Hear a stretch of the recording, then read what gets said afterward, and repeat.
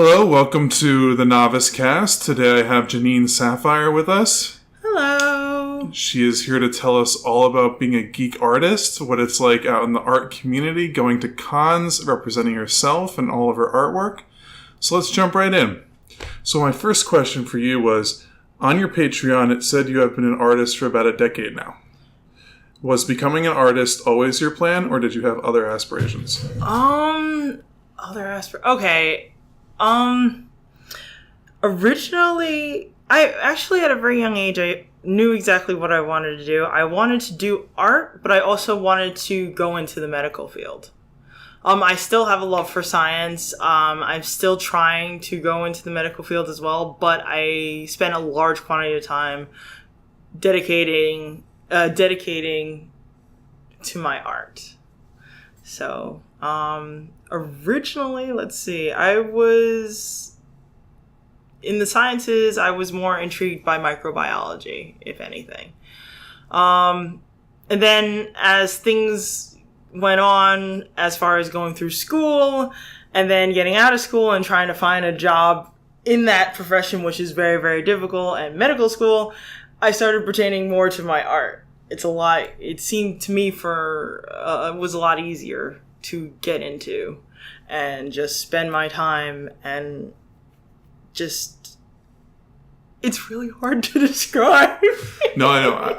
I feel like everyone listening can understand where you're coming from with med school being hard to even conceptualize, where it's like this thing in the clouds and it's above us. Well, it's not necessarily above us. I mean, if you have the drive, if you have the perseverance, you can definitely make it. But it's just, especially nowadays, it's really hard for those to get a decent education because it's so expensive with the tuition and the ongoing student loans. And it's just, yes, it's really stressful. It's really stressful. And especially at a very early age, like the 20s age bracket, you really don't know what you want to do specifically. Like, I thought they were joking when they first said, oh, you get out of college and they give you this sort of like scenario like, oh, don't worry, once you get out of school, you'll know exactly what you're doing. No. No. It's more of, I would have to say, and this is not for everyone, when you hit high school, try to figure out what do you want to do afterwards. If you have to take a year break before you go to college, that's fine. And, some people might say otherwise, but really think about what you really want to do in life before you hit college because of the fact it's so expensive.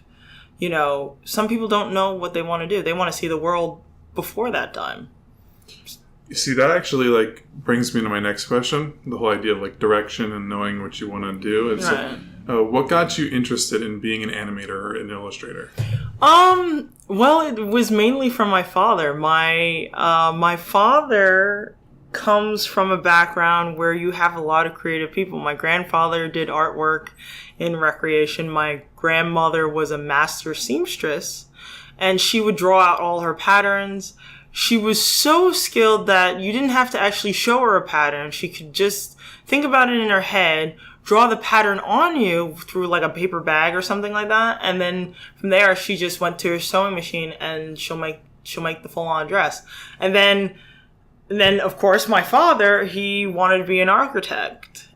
But on the side, he did all these really insane drawings from different rock bands that he liked, cool, back in the day, or funk bands and disco and the era of the martial arts boom, like Into the Dragon and such. Right. He drew all of that.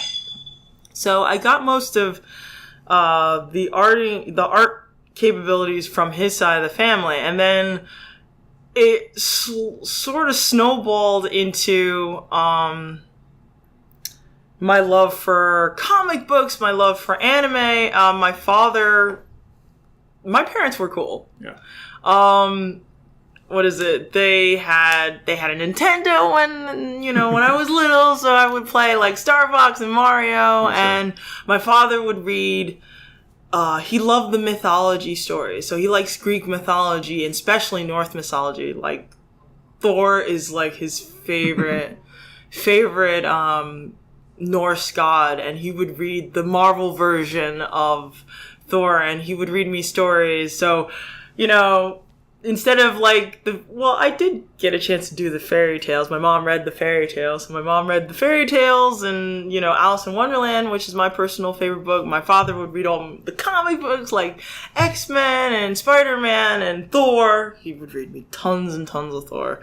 And that kind of snowballed into, well, wow, these characters are really cool. They go on these really vast journeys and they get to see the world through different views, and you have like these monsters and gods that kind of like support you and hinder you at the same time. It's really cool.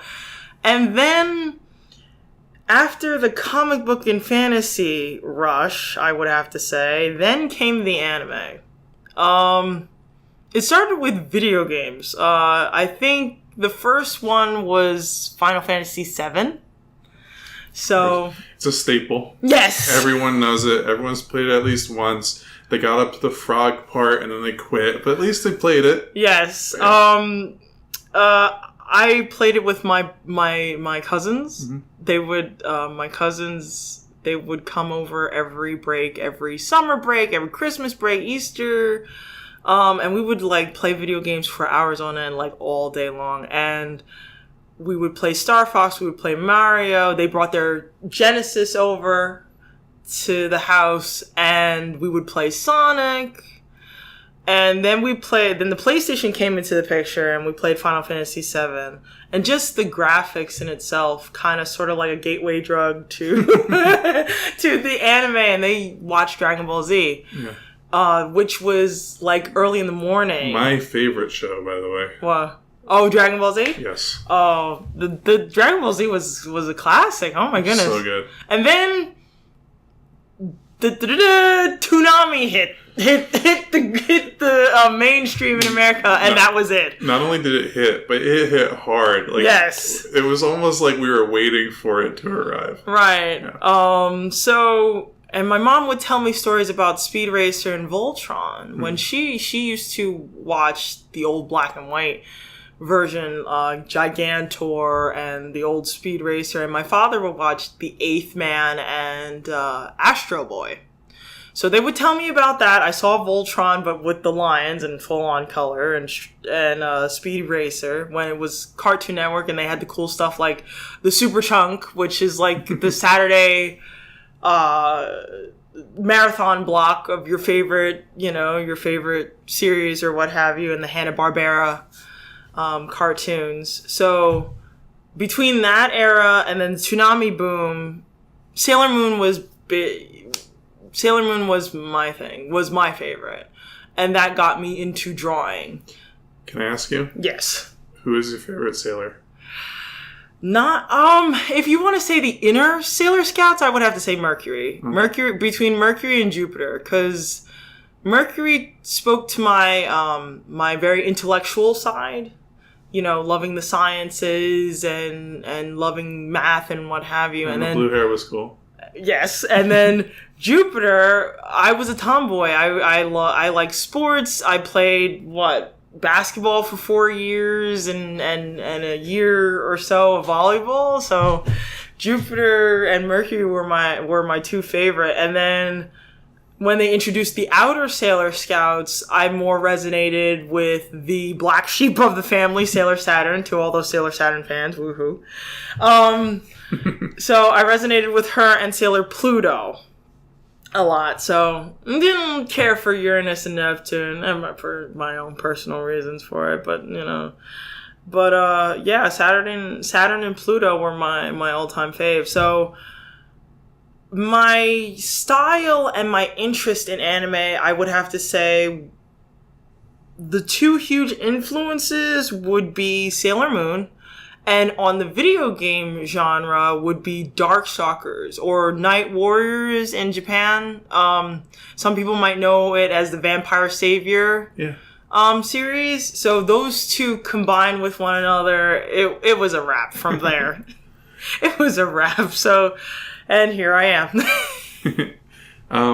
So when you were younger and learning the craft, did you have any professional inspirations, like artists that you drew from to build your craft? Or was it more like you just absorbed all of the anime and video games and cartoons that you've watched, and like you didn't exactly have a specific sort of mentor? I didn't have a mentor. I would have to go with your second suggestion of just, so enthralled with all these new little worlds and what you can create from them. I just pulled from so many different resources at the same time, even though Sailor Moon and Darkstalkers were like my crown jewels. I pulled from everything. Like Dragon Ball Z, I like back then the cleanness of the fighting scenes. Right. Like, I would have to say my favorite fight from Dragon Ball Z is not even from the show. It's from one of the movies, World's Strongest. Right. With Dr. Willow. Yeah, Willow. That fight with Piccolo, and Piccolo is like under Dr. Willow's control, and Goku's like telling him to stop. So that whole fight, just how clean it was and how intricate the movements between those two. And of course my heart kind of broke with my boy Gohan. Oh. His two fathers are basically fighting. It's, two people important in my life, they're fighting. Dragon Ball Z could have just been called Poor Gohan. The whole show. It's so bad. For Gohan, the series, that I feel so bad. So bad. So, what would you say is your favorite geek medium? Anime, video games, cartoons, comics? Which one, is the most? That's a hard one. Okay. I gave this analogy of, continents-wise. So, for instance, I would have to say, anime is the size of Asia. Give or take. Much. So basically I'm a otaku by heart. Is the basis of my being. But then you go let's see, video games, which is the size of Europe. And then you have comic books, which is the size of Africa. And then you have science fiction is more of the size of Australia, kind of all the way in the far distance. No bothering nobody. I'll visit you every so often. And then fantasy is North America. I do enjoy, the Harry Potter, the J.R. Tolkien. I like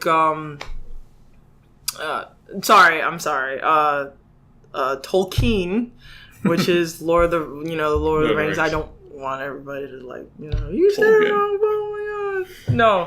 I do like Lord of the Rings and the Silver Million, which I still kick myself to this very day because I still haven't finished it. It's a long book. You see, neither have I. I picked it up and I read halfway through and I was I can't, my brain. It's not the fact that I can't take a long text. It's just finding the time. Since I travel a lot, it's hard for me to, I give off the feeling I'm kind of a scatterbrain, but I'm more thinking so many different things simultaneously. It's kind of hard to focus a little bit.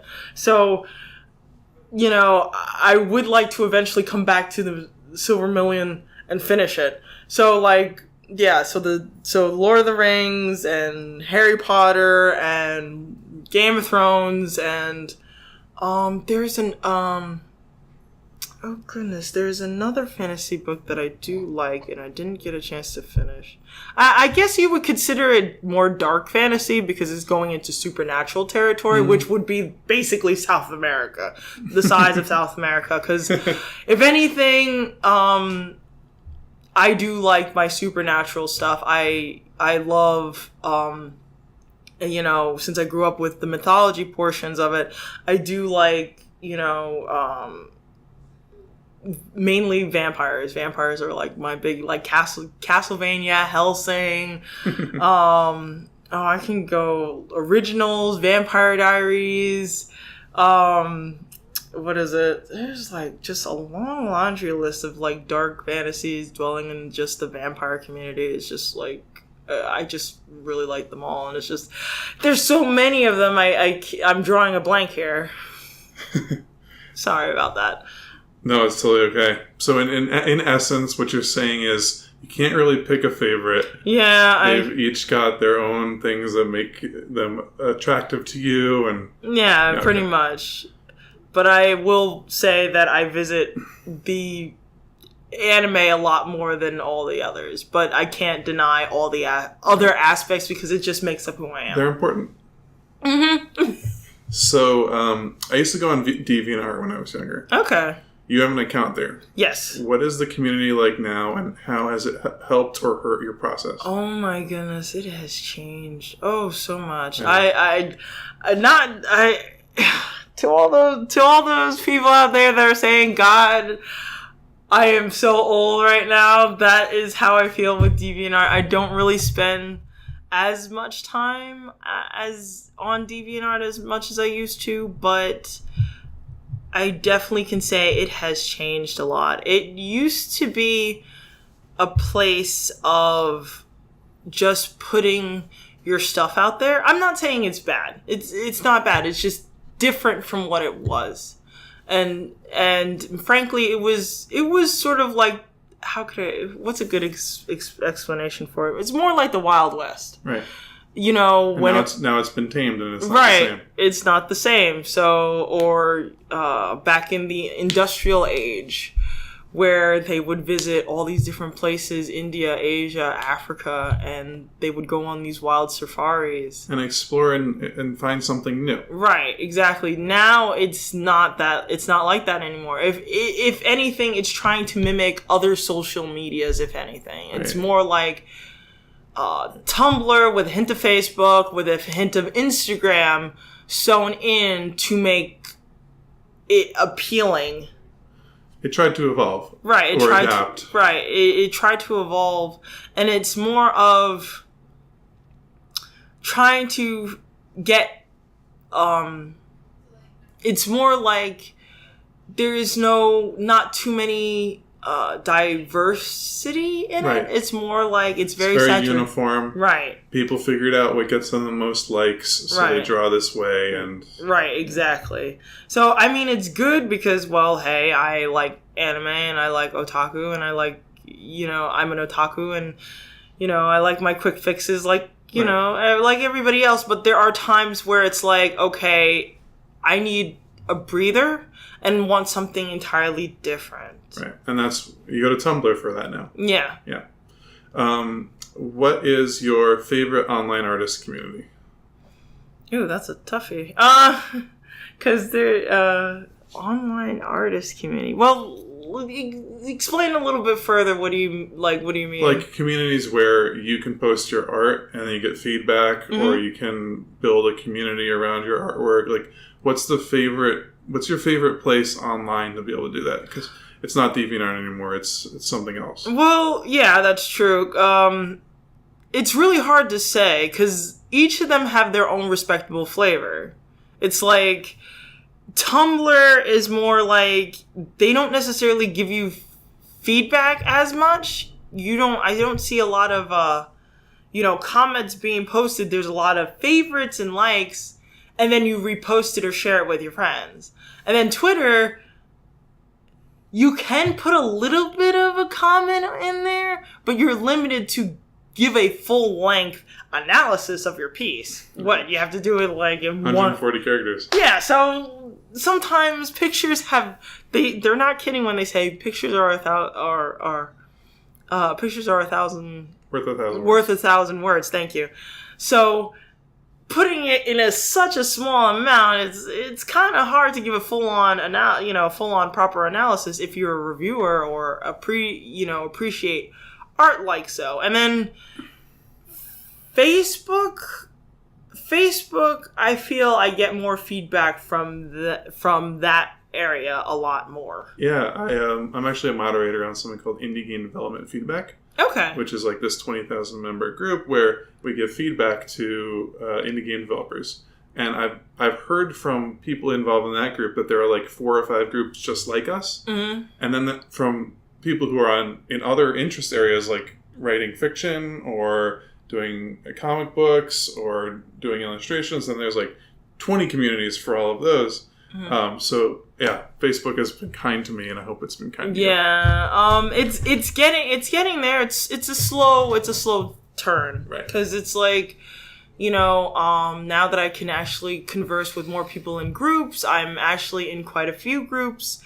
I'm hoping to expand a little bit more with that to get more feedback. I try to do more posts that has people actually willing to comment. Like, I did a project not too long ago, and I gave 2 different distinct styles of this particular one character, and I asked them if they want which style fits the best for this particular character, or which one is your favorite. And I said, is it the left or the right one? And a lot of people came out of the woodwork. I was shocked because, I'm not used to a large flood of people in that regard. So when they came out and say, "Oh, this is adorable," but both of them are adorable, or, I can't really choose one, but I like the left one or I like the right one, it made me so happy to see that people they care, but they want to put their own input into it. So it's like, so maybe it's a good idea on my part. I should do more posts to get people more invested in it. I find that Facebook has made it a lot easier mm-hmm. for people who are very casual about their geekiness mm-hmm. to engage in a community where there's more veterans and people who make this part of their lives. Mm-hmm. So like when you're posting a photo like that, do you find that you're getting a lot of people who are just sort of passing by and like giving you a little bit of advice here from like what they think, or do you get constructive feedback from like everyone who comes? It's a bit of both, actually. Yeah. Some of them like, "Oh wow, this is really beautiful." They'll give you short blurbs, and then others will be like, "Oh, this is really nice, but maybe you should try to tweak this." Because this past Saturday, I went to a convention. Excuse me. I went to a convention in Connecticut. The one in Connecticut. Yeah. I was going to go too. Oh, okay. Yeah. I didn't get to go. Oh, I'm sorry. It was fun.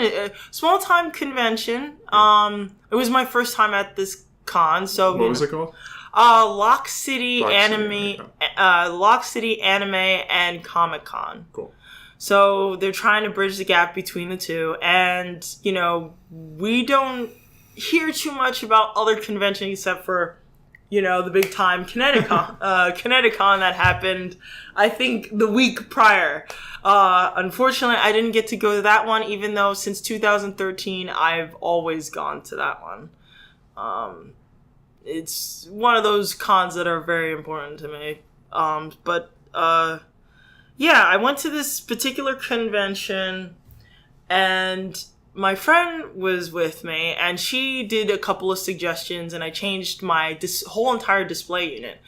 And when I posted it up on Facebook, I got so many more positive feedbacks. They're like, "Wow, your display," because usually it's very low key. I usually use cube type fashion. I don't really use too much of the bridge look, because I did the bridge look before, but to be honest, I did share it with somebody else. Right. So I guess it didn't give out the full effect of what the bridge looked like. And a lot of people came out, whether it was, "Oh wow, this looks really nice," or "Oh wow, this is beautiful," but maybe it's a good idea you should do this, that, and the third, because this might be a con to, these are the pros, these are the cons of your setup. And something so you can improve later on. So I get a little bit of. It's good to be part of this global community where we can all talk to each other. Yep.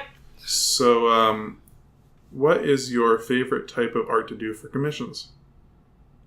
I'm more partial to traditional. It's very easy to me. Also, I like how the textures look. So, like, it could be watercolor, it could be marker, it could be color pencil. Not so much pastel, because pastel can get really messy. But even though I do like traditional more so, I feel it's very important as an artist to sort of be like a jack of all trades. Right. So, like, even though I do traditional, I do a spot of digital. Still need a lot more work on that, but still, digital is under my list in techniques that I have. What was your favorite commission to do of all time? Well, that's hard to say, because it's like each of them have their own characteristics, and also the person that is requesting it also has their own particular imprint on the experience of doing the commission. So it's really hard to say which one is my favorite.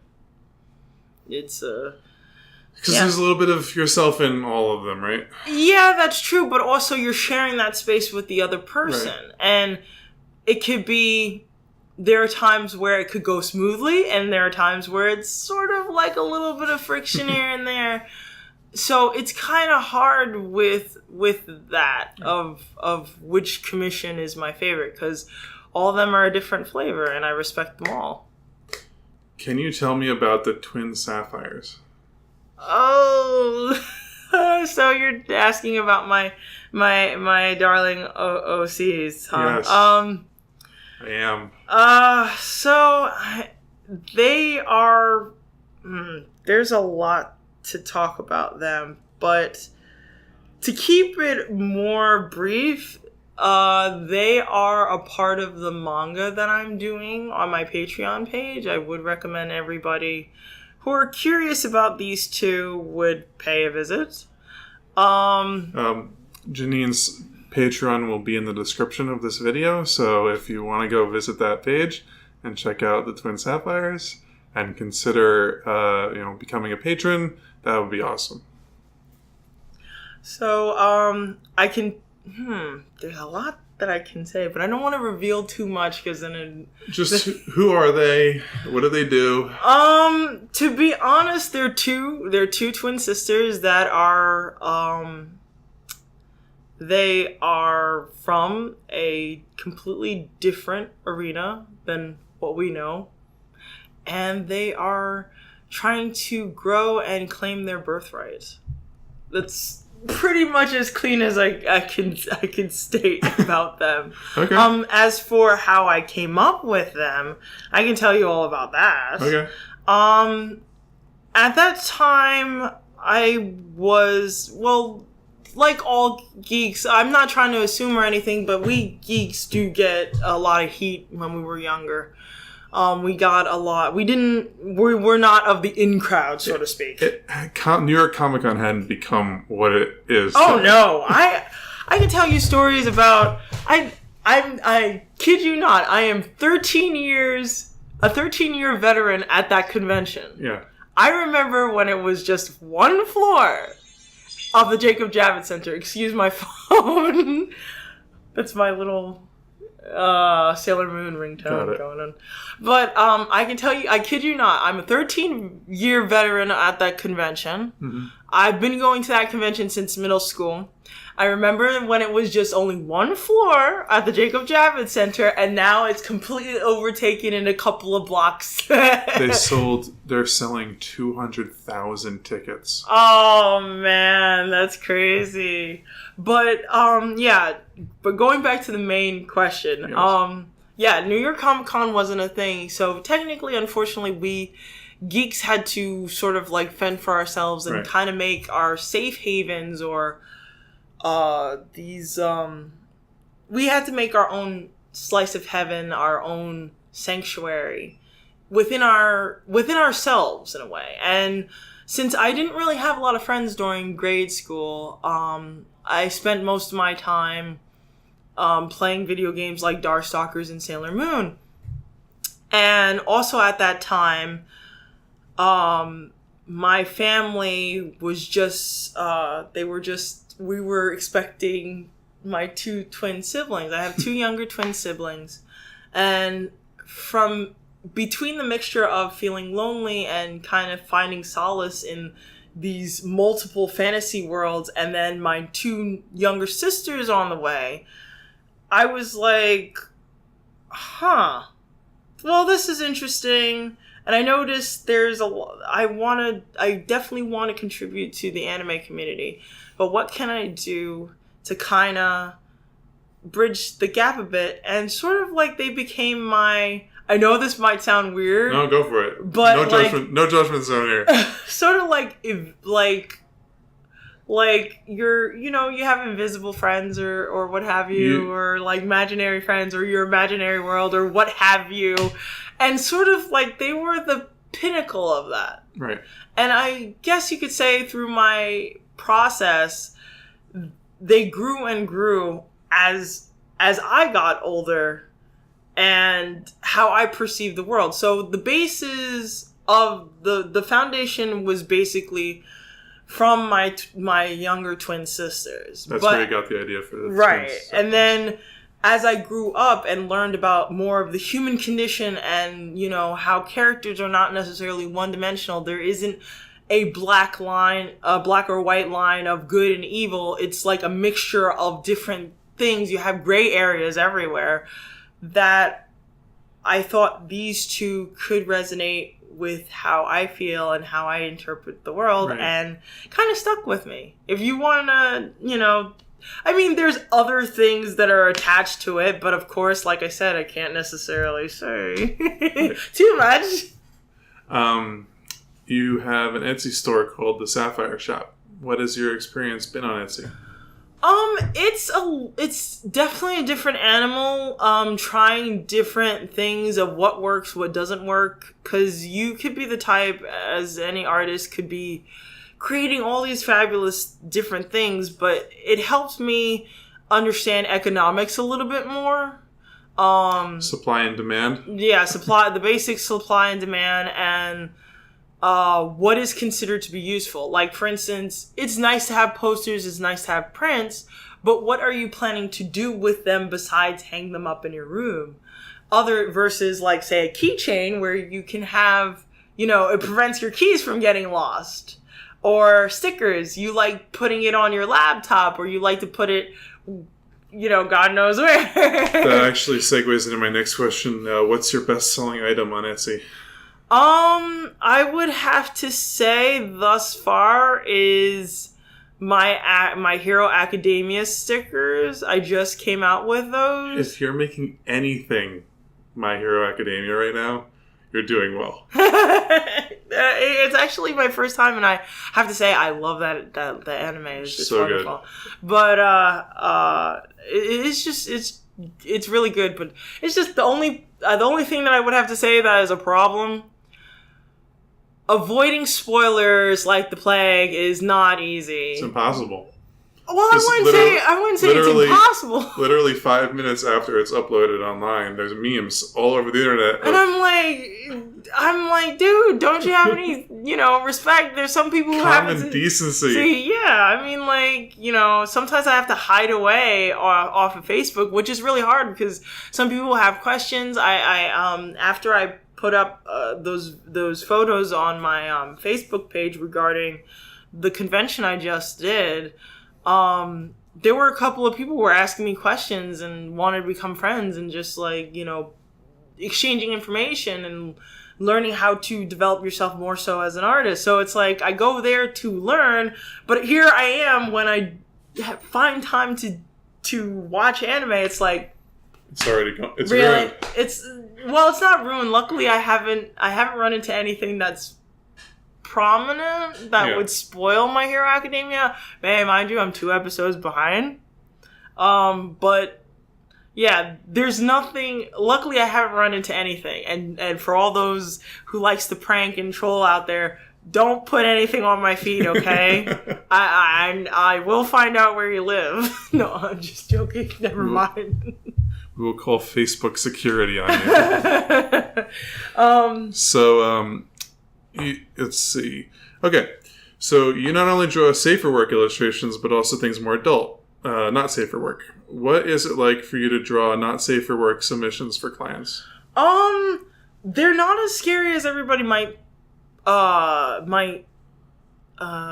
think.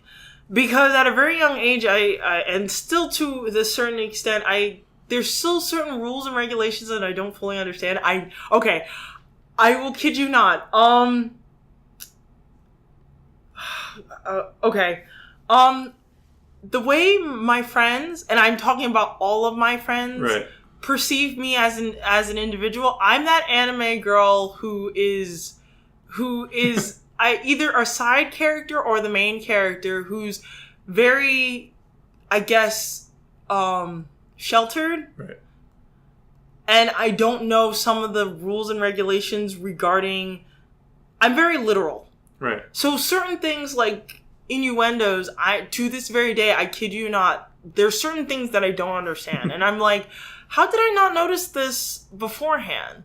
So, pulling back to answer your question, when I was at a very young age, I drew nudity like I like it was no big deal. There was nothing there was nothing wrong with it. 'Cause right. At that age, you hadn't been exposed to the sort of the nuances behind. Right. So I couldn't understand why like everybody's like, oh my god, and with Sailor Moon and Darkstalkers, if you've seen, for all those Morgan and Felicia, Felicia is my favorite character.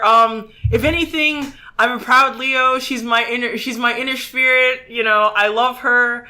But if you notice, all the female characters from Darkstalkers and even the characters from Sailor Moon, the short skirts, even the villainous monster girls in Sailor Moon were basically very form-fitting. They wore scantily clad outfits, and they were meant to be pleasing to a male or female audience. Right, but to me, that's not... I didn't look at it that way. I looked at it as, oh, well, they're adorable looking, and, this was sort of like, okay, this is the norm. Okay, that's no big deal. If somebody wants me to draw something like that, it's no problem. And then, after a while, certain people were like, well, why did you draw that type of stuff? And it's like, well, if you don't perceive anything's wrong with it, then right. I think a lot of there's like a problem with sort of just the generation above us, mm-hmm. where when they were growing up, cartoons weren't a thing really. Yeah, they were just starting with like Bugs Bunny. Yes, they were just starting with Daffy Duck and Porky Pig, and nothing was hypersexualized in cartoons. You got Betty Boop. Betty Boop, and the Fleischer cartoons. But even so, like even if you were to compare that to now, it's like, okay. What I mean by hypersexualized, I don't mean it by the actual content creators. Mm-hmm. I'm talking about more like the outside fan community. Oh, okay. Where today every female comic book character has some sort of NSFW out there. I mean, they make whole websites about it. Yeah, and I'm still like trying to adjust, and I'm like, wait, what? Like, what? This is a thing? Like, that's a thing? Like, I kid you not, I did not know or become aware of Rule 34 until, like, I don't know, 2013, 2014. I'm not joking about that. Yeah. So I guess because of that mentality as a younger individual, that really hasn't changed me. It's like, I guess also another way I can explain it is, this is a person that's considered beautiful. Right. It's like you're blaming a flower for just being as is. Appreciate the beauty. Right, exactly. So it doesn't have to be anything sexual, and if it's sexual, as long as it's not harming anyone, it shouldn't be that much of a big deal. And I can I don't know if you can talk about like rated R things on here, can you? Sure. Just use like language discretion. Oh, okay. Language discretion is advised, but I don't know if you know anything about the Futanari. Yeah. Yeah, I could not understand. I mean, I've been on the internet for more than 15 minutes. Well, I was exposed to that when, again, at a young age. But here's the thing: I was also I guess you could say I was a very mature young lady. Mm-hmm. Well, still am. It hasn't really changed much, but I always associated that with the biological anatomy to a flower. If you notice, a flower has both reproductive organs. Pistils and stamens. Right, exactly. Yeah. So I was like, that's a very interesting thing. And then you find out that several bits of aquatic life and certain reptiles and amphibians, they change their gender based on the environment. If there's not enough of a one particular gender, they improvise. So temperature even. Right, exactly. So when something like that happens, it's like, well, this is a natural situation. So what's the big deal? I don't understand. Right. I'm very literal. I'm sorry. There's nothing wrong with that. I'm very literal, so I can't. So and you should. My friends, they laugh at me. Not necessarily laugh at me to be mean, but when I realize certain things like innuendos and double entendres, it's like, oh, okay, that type of thing. They'll laugh. Right. Because it's like, oh, you just got it now. It took you a day or so. So, what character is your personal favorite to draw, whether it's your own or fan art? Oh, that is I would have to say Felicia from Darkstalkers. Okay.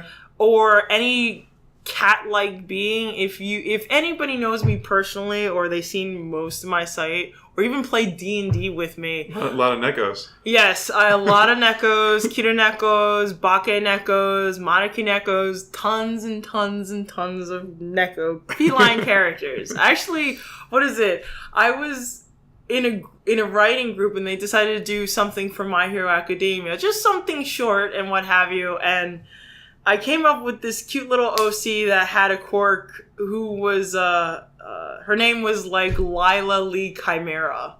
And she had the quirk of toxogenesis and infection. And she was like this cat girl who had the ability to produce flesh-eating bacteria and poison. So it's like, nice. They're like, again with the feline. I was like, I'm sorry. I guess you can blame it on my astrological sign. I'm a Leo. So, yeah. Yeah. What is your biggest inspiration for being an artist now? Oh, wow. Biggest inspiration.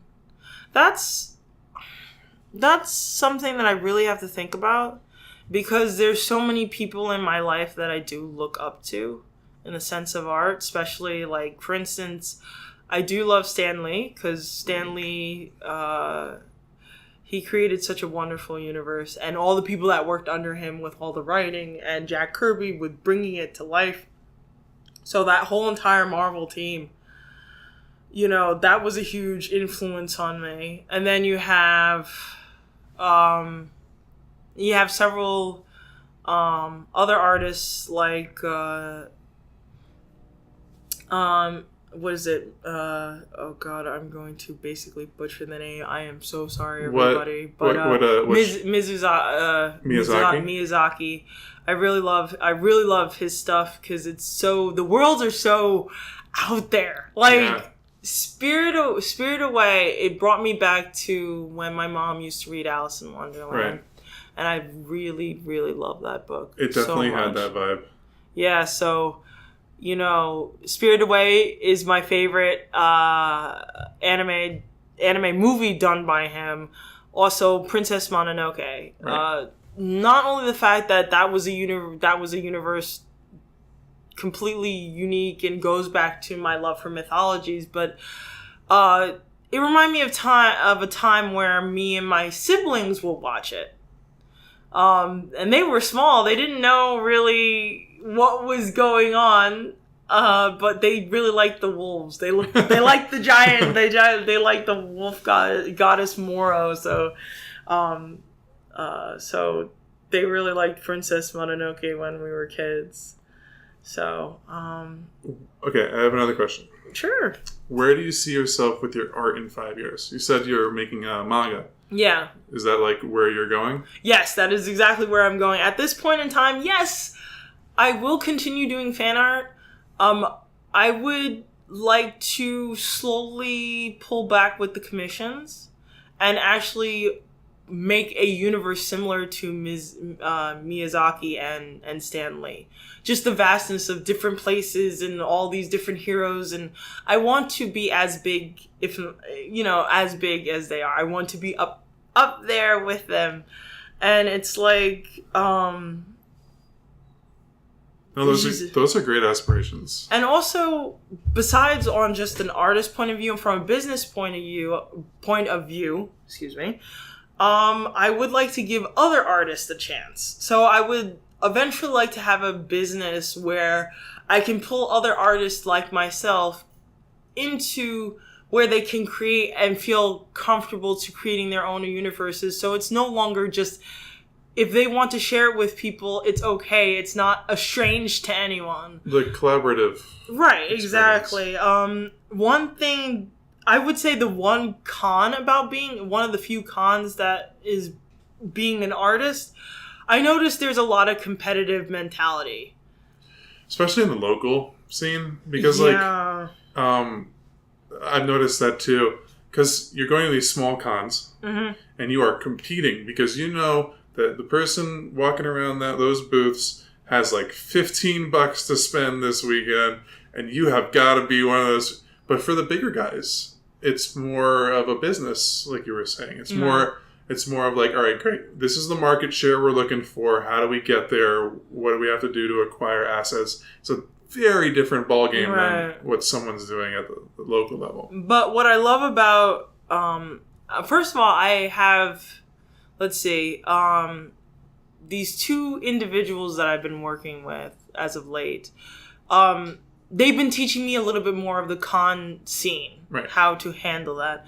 And actually, this young lady is a dear friend. Even though we haven't known each other for a long period of time, it will be at least a year since we've been friends.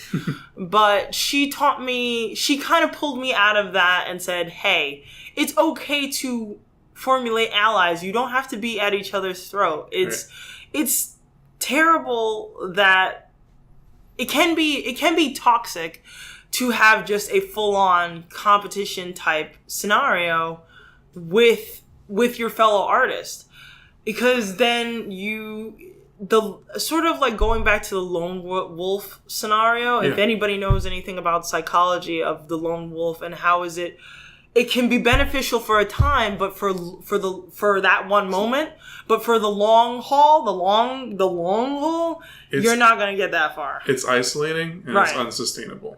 Correct. It really is. So you have to formulate allies. You have to formulate friends and collab with various different types of people. And is it okay I can mention her name here? Yeah, absolutely. Her name is Tiana Nurse. She goes by the name of Waffle Bubble.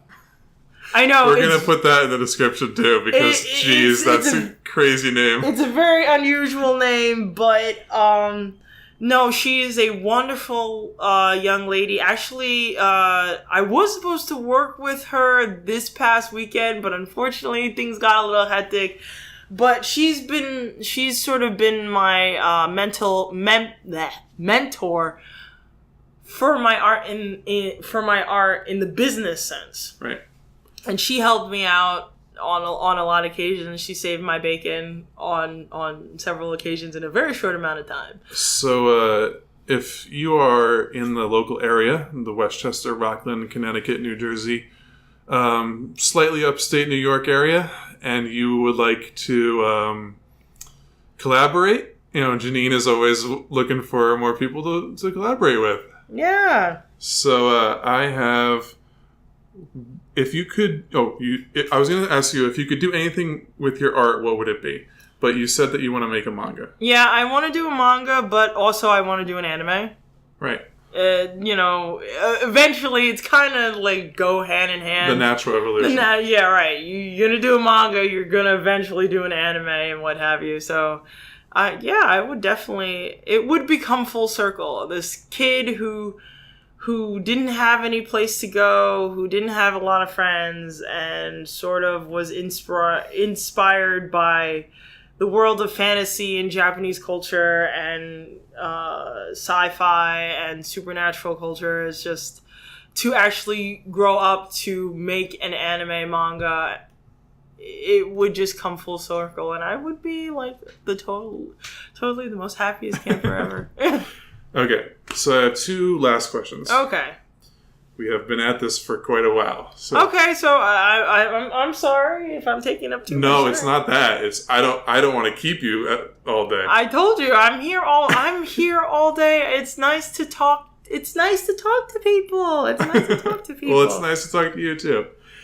So 2 last questions. Okay. Do you prefer large or small comic or anime conventions? And what's your favorite memory of attending a con? Oh, that's a really good one. For small, to say, which one do I prefer, small or large? It's really hard to say, because you have some really small cons that are really great, and you have some really big cons that are really great too. And then you can have really big cons that are just terrible, and then you can have really small cons that are just terrible. Like, for instance, one of my favorite conventions to ever go to, and it's one of the big conventions, is Anime Boston.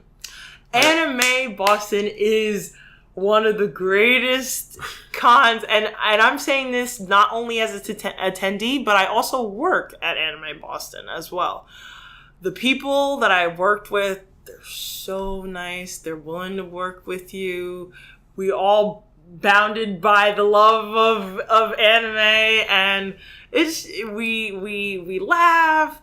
We work really hard because, this stuff has to be taken with such delicate care. Because, I've seen some anime, some cons that have lost their way. Like, not to throw salt on the big cons here. I hope they don't come after me for saying this. But, I personally feel Kineticon is trying to find itself again. It was one way at one point, and it was great. But now that things have shifted a bit, they're trying to identify themselves again, which is fine. We all go through identity crisis. Right. It happens. It happens. So, I wouldn't say Kineticon is just flat out bad. It's just is going through a transitional period. Right. So, the early stages from my experiences from 2013 all the way to, I would have to say 2017, actually 2017 was subpar, but between 2013 and 2016, it was great. I thoroughly enjoyed myself. Okay, now to the big one, New York Comic-Con. Right. Oh my god, what can I talk about? There's a lot, because like I said, I've been to New York Comic-Con when I was in middle school, and I remember it was just one floor.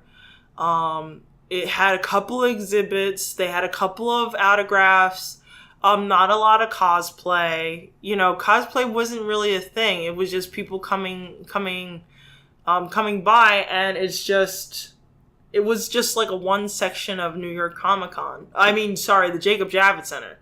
So, for those who are avid goers of New York Comic-Con, you probably know what I'm saying. That floor, the first floor, where they usually have the panels, that was it. That was basically it. As far, it's right by the main stage where they have like the big show out. They'll show trailers or pilot episodes. That particular floor was it. That was it.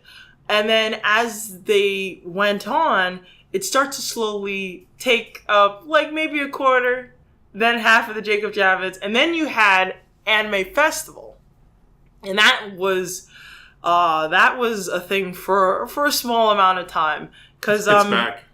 Yeah, so I heard. I have a couple of inclinations with that too. So when it was smaller, it used to be in like around February, early spring. And then it gravitated to October, but October is where Anime Fest was. So, they shared the space for a time. One half would be New York Comic Con, and the other half was Anime Fest. And then that year, I think it was 2012, no, I'm sorry. It was sooner than that. I think 2011, I'm trying to think. No, I'm sorry. It was 2010, 2011. It assimilated Anime Festival into New York Comic Con, and it completely took over the Jacob Javits Center. It was like, mind you, I hate this movie. I hate horror. I really dislike horror films. Actually, this movie caused me to be shell-shocked of horror. It was like basically that monster, the Blob. Right. So basically New York Comic Con assimilated Anime Festival. It was the Blob. Right, exactly. And it just like completely took over the Jacob Javits Center. And I knew like my boyfriend, he was a huge fan of Anime Fest, and he was extremely pissed that happened. So like So after that happened, then it started moving into October. So it went from early spring convention to an October convention. Oh, now I think about it, I got my years wrong. I am so sorry if you guys... It's okay. Don't worry about it. People will fact check it. Yeah, please. They'll post in the Facebook comments. Yes, thank you, because... The YouTube comments. Right. Please don't take my word for gospel, please. But when that happened, so for many years after that little period, New York Comic Con became this huge gargantuan con where lines beyond belief, tickets were being sold like in 30 minutes, and like people had their things crashed and all this other stuff, and people were shoulder to shoulder to each other in the walkways. It's a nightmare, especially if you're doing a cosplay and you spend all that time and energy to put the intricate stuff, and then you bump into someone. Can I tell you something? I am a cosplay photographer. Really? So I go to cons, I take pictures of people, and then I send them their pictures. And last year at New York Comic Con, I took 110 pictures, but it was so hard to get all of those people in an area where people weren't walking in front of the camera. It's bad. And I'm standing there with my DSLR, and I'm like, "Excuse me, yes, I am taking a picture right now." It's bad when it comes to New York Comic Con and trying to find space. Heck, you want to actually go and have something to eat? People are sitting by the doorways, like in the corners, just to take a breath. Like, I see them playing with their, DS, and they're playing Pokemon, and... People playing Pokemon on the line to go to the bathroom. Right, exactly. So it's that crazy. And now here's the con of the actual convention. Right. Is that New York Comic Con has become more of a conglomerate. It's not... I see the difference between a smaller con or a con that's more for the fans versus trying to get big names in. I personally love when libraries do Comic Cons. That's great. Right. Read Pop is this huge company now, the New York Comic Con people. Right. It doesn't even have a hint of like the original intention of like creating the experience that they set out in the beginning to make. Right. It is the East Coast equivalent of San Diego Comic Con. That is what it is now. Yeah. And I think that's also because they were pushing to kind of compete with them. Yeah. Even though there's some of the same they are of the same company, it's still, trying to outdo each other, the East versus West, San Diego Comic-Con is actually a non-profit organization. Oh, really? Yeah. Okay, I'm sorry. I didn't, I said, don't take my word for gospel, please. No, it's okay. So what's your favorite memory of attending a con? Oh, goodness. That one is really hard because there is so many things. Like, I remember a time where me and my father went. Yeah. And just remembering Can I say something funny? What? Before you tell me that? Sure. So I went to New York Comic Con for the first time with my father. Okay. And we showed up, me and my sister. Mm-hmm. And he was like, all right, this is going to be cool. We're going to, you both can like totally enjoy yourself. We were like in high school. Mm-hmm. And they sold out tickets. Oh, no. So please, I hope your story is much more heartwarming than mine. Yes, my father took me to my first convention, but at the time it wasn't New York Comic Con. It was Big Apple Con. And it was a small, I think, 2-story convention. Even they have become they've become huge. Real big.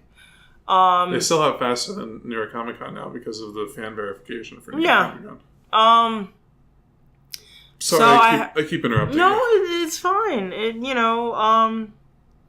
I have that memory, and I got my very first Darkstalkers anime, and I'm not talking about the US version anime because that was horrible. I'm talking about the Night Warriors DVD for the first time, and that was something special to behold. And then there are recent ones where what is it? I did my first cosplay. Nice. Or the first time my best friend, God rest her soul, she introduced me to New York, to Kineticon. There are memories of my first time at Anime Boston, which is real recent, which is 2016. I started going to Anime Boston. I could tell stories of when oh goodness, there's like tons. It's just like tons of them. Oh, when I was actually participating in a convention in Pittsburgh, and there was a cosplay game called Whack a Cat Girl, which is a card game, an old card game. And I'm a huge Hellsing fan. I love Hellsing. I love the Hellsing organization and what. Do you like Hellsing Abridged? Oh, that is hilarious. It's so good. That is hilarious. But by the time I had all the DVDs before that happened. Right. And, for all those otakus out there, you know what a waifu and husbandos are. Yeah, I think pretty much everyone knows what those are at this point. Yeah, between Alucard and Sebastian Michaelis, both of them are bae. So, I'm sorry, those two are bae, But, We've got husbandos. Yeah, 2 husbandos, and I love them. Anyway, the reason why I bring that up is when I played in Whack a Cat Girl, there was somebody who was dressed up as Anderson, and I really disliked that character. Right. Of course, he opposes my husbando, so of course I'm going to dislike him. But he won the challenge. This cosplayer who won the challenge, and unfortunately, for some reason, I was either attacked by at the time I think it was like a Baku. Sort of like a rubber hammer that has like the word Baku on it. Baka. I am so sorry. Baka on it. And then you get hoodwinked by a noodle that's supposed to represent as a tentacle monster. Right. So for some reason he kept bashing me over the head with a Baka hammer. And then, he did that to basically all the other Nekos, and he won the match. So it was like, it's sort of like equivalent to like cosplay chest. So I was like, you know what? We'll get him back for this. Attack him! So we ended up chasing him off the stage. A bunch of cat girls in like schoolgirl outfits chasing Anderson down the hall. So That's a crazy scene. There's like tons of stories I can tell you. Yeah. Some of them are great. Well, I mean, some of them are really great. Some of them are very sweet, and some of them are very romantic. You know, there's just a lot of. We'll have to save them for the next area. There's just a lot to go through regarding that. You should come on our multi-person podcast sometime, and I would totally love that. And we can all tell stories of our convention going. Sure, I would love that. I would totally love that. So, speaking of future plans, before you go, okay, are there cons you're vending at in the future where people could come see you? Yes, actually, okay. I'm not doing anything for August right now because it's my birthday month, and who wants to work on their birthday? I sure don't. So, the next time I will be vending will be in Mount Vernon, and that's in September. I believe the date would be like the 23rd. What's the name of the con? So Mount Vernon Comic-Con. Okay. And it's done by the Mount Vernon Public Library. So you were just talking about conventions done by libraries. This convention, I was shocked of how professional it was because it was their first time doing a convention, and this happened last year. Right. And I was like, wow, these guys are really good they did their homework. Yeah. They did their homework. So I would have to say Mount Vernon Comic-Con is another one. I am thinking about doing this other one in Pennsylvania. I believe it's called the Geek Convention. I know that's sorry. My mind. That's like right on the nose. Yeah, I'm sorry, but if I can't remember all of the conventions at the moment, please forgive me. It will be on my Facebook page. Okay, I always give a list of all the conventions that I'm going, attending or vending. Yeah, that rhymes. So attending or vending. So, like for instance, I'm going to be at Liberty City Comic-Con for recreation. I will be attending around that time. Okay. And then the Mount Vernon Comic-Con, I will be vending. Like I said, there's also another convention in November, the Geek Convention in Philadelphia. So I shall have all the information on my page. And hopefully, crossing my fingers, I will be vending at Anime NYC. If not, I will be attending Anime NYC. It's one of those conventions like, I will go either way because it's a good alternative convention if you're not okay of how New York Comic Con has been going or how big it is. Anime NYC is a good convention. It's big, but you have a lot of wriggle room. Right. You can walk. And also, it started last year, and it turned out to be a huge hit. So I'm curious to see how it's going to go this year. Awesome. Well, thank you, Jha-Neane. Thank you for having me. It was a pleasure. So thank you for being our first Novice Cast subject. It was great. And for anyone interested in learning more about Jha-Neane, also known as Kitty Sapphire, all of the information about her Etsy, Tumblr, Facebook, Twitter, DeviantArt, it will all be in the description. So thank you very much. You're welcome. See you guys later. Nyan.